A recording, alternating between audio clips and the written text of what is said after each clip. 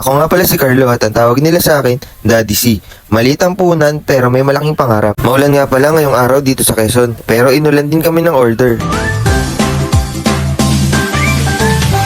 Ngayong araw nga pala ay maaga kami nagsimula magtinda. Kaya maaga pa lang ay may mga online order na tayo at walk-in buyer. Pero umaga pa lang ay madilim na ang langit at umuulan-ulan na.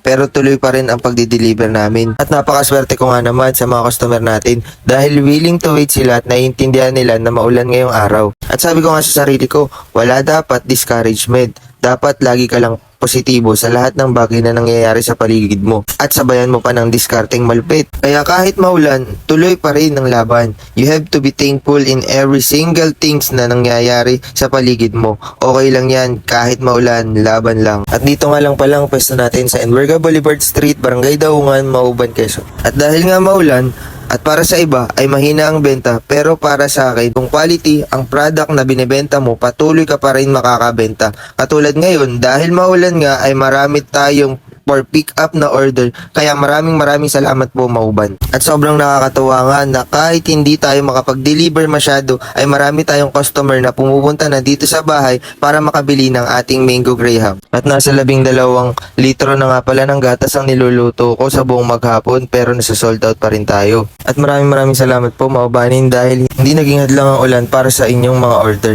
At maraming salamat po dahil pinick up po talaga nila ang mga order nila dito sa bahay.